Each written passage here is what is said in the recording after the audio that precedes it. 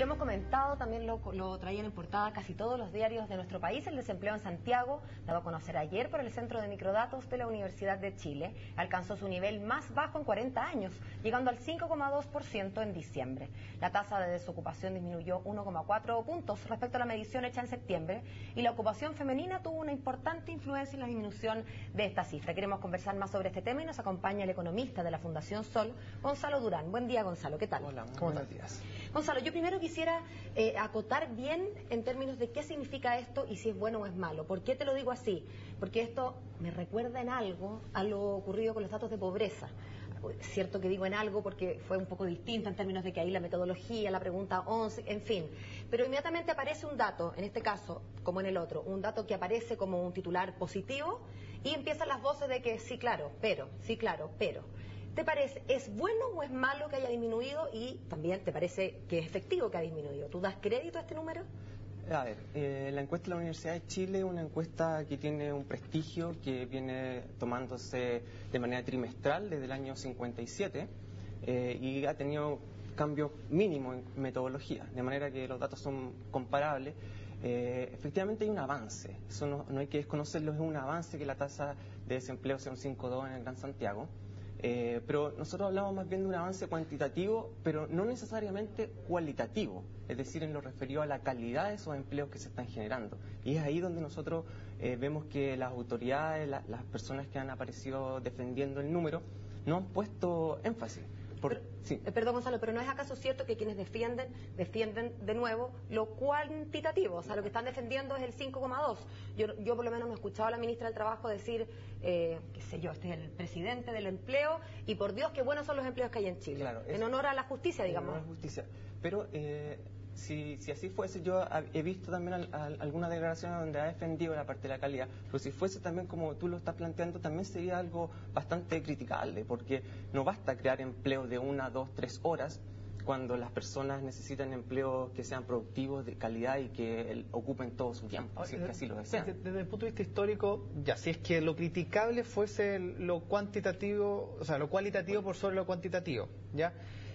¿Esto cualitativo ha ido en descenso en los últimos años o ha sido un problema histórico en nuestro país que la calidad del empleo ha sido mala como para que ahora se critique tanto el tema cualitativo por sobre lo cuantitativo? Claro, aquí hay una cosa fundamental que es que adicional a la encuesta de empleo de la Universidad de Chile existen otras herramientas como la CACEN, como la encuesta NENE, que es la nueva encuesta nacional de empleo del INE, que permiten hacer un análisis mucho más completo e integrar a este análisis de la Chile, hacer un análisis completo, mirar toda la figura. En el sentido de incorporar de alguna manera la variable de qué calidad. Tan bueno es su empleo. Exactamente. Entonces, por ejemplo, hay un fenómeno que se llama el subempleo, que son aquellos trabajadores de tiempo parcial, pero que les gustaría trabajar más horas. No es la persona que quiere estar con sus hijos o compatibilizar con estudios. No, esto es una persona que está trabajando poquitas horas y necesita trabajar más. Y quiere, pero no encuentra. Exactamente. En el año 97, el 30% de los trabajadores de tiempo parcial está bajo esa condición, que entre paréntesis para la OIT es empleo precario.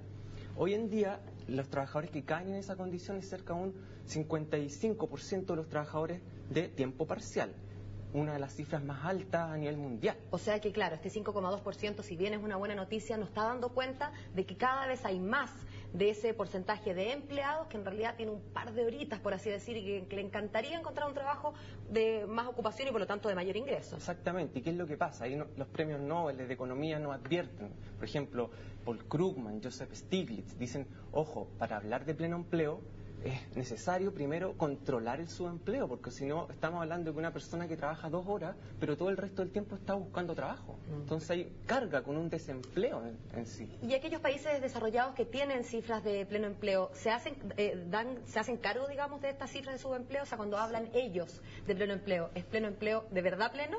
Por ejemplo, en Estados Unidos lo que hace la Oficina de Estadística es que publica los indicadores, pero publica como 7 tasas de desempleo. Y entonces va a ser bien objetivo. Entonces dice la tasa de desempleo, la normal, la oficial, pero además incorpora, por ejemplo, la que está ajustada por subempleo, que si nosotros ajustáramos por subempleo la tasa en Chile, sería cercana al 10%.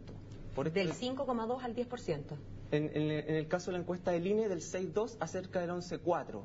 En el caso de la Universidad de Chile no se puede hacer porque ellos no capturan el fenómeno del subempleo. Entonces, por eso que yo decía que es tan importante mezclar con las otras encuestas. A pesar de que solo para hacerle justicia a la gente de la Chile, yo estuve mirando el informe bastante largo y si bien está la cifra gruesa, que es este 5,2 que hemos comentado en las noticias, está también la información por posición ocupacional, por rama de la economía y por horas de trabajo a la semana. En ese sentido uno podría, si es que tuviera interés, digamos, ponerse a analizar con un poquito más de detalle. Exactamente, pero además del subempleo existe otro tema que es muy fundamental, que tiene que ver, por ejemplo, con los salarios. La misma encuesta de la Universidad de Chile menciona que el 50% de los trabajadores está obteniendo salarios que son menores a 300.000 pesos. Estamos hablando de un país que se acerca a los $19.000 per cápita. Bueno, ahí el tema tiene que ver con, probablemente, Gonzalo, con el tema de la distribución y de la equidad, que ha sido un tema que queda totalmente pendiente, porque aumenta el per cápita, pero ese per cápita no se refleja sino en esta enorme brecha entre los 300.000 pesos de muchos y los muchos millones de otros. Exactamente, hay un problema distributivo, ¿no es cierto? Sí. Y eso se refleja en que también los empleos que se han creado durante los últimos 2 años, por ejemplo, la mayoría ha sido de carácter, los dependientes, externalizados, subcontratos, empresas de servicios transitorios, pequeños empleos que peligran, por ejemplo, los derechos colectivos como sindicalización, negociación colectiva y que ganan un 25% menos.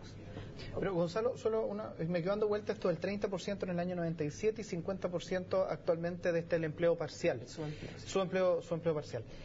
¿Hay algún quizás daño o mal manejo o problema estructural de la economía nacional que haga que esto haya un aumento de los 30% al 50% y que no se ha atacado en estos momentos? Exactamente, estamos hablando de un problema estructural más bien que tiene que ver con la matriz productiva que tiene Chile. Esto nos recuerda, siempre nosotros hablamos, por ejemplo, el concurso de Sábado Gigante, donde había que meter a personas en un Fiat 600. ¿Cuántas personas cabían?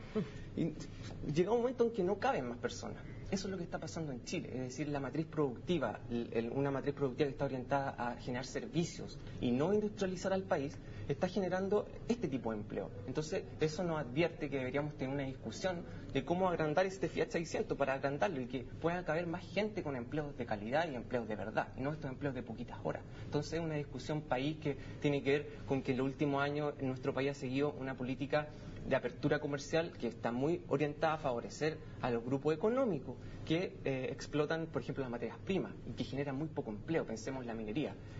Gran parte del PIB se explica por la minería, pero la minería explica el 3% del empleo. Entonces, todo el resto del empleo en general no aporta mucho a lo que es la actividad económica. O sea, en el fondo, Gonzalo, es una buena cifra, lo has dicho tú cuando comenzamos, pero eso no implica que haya que relajarse para hablar de pleno empleo. Falta mucho, no solamente hay que achicar algo las cifras, sino también mejorar cómo se compone esa cifra. Exactamente, y es importante no caer en una miopía en el fondo, pensar de que porque tenemos una cifra de 5,2%, la política de trabajo de alguna manera se relaja y no hay problema en el empleo. No. Aquí existe un déficit estructural en cuanto a negociación colectiva, derecho a huelga efectivo, poder para los trabajadores, sindicalización y mejora en la distribución de ingresos. Muy bien, Gonzalo, muchas gracias por estar junto a nosotros. Buen día. Muchas gracias. Que estés muy bien. Gracias.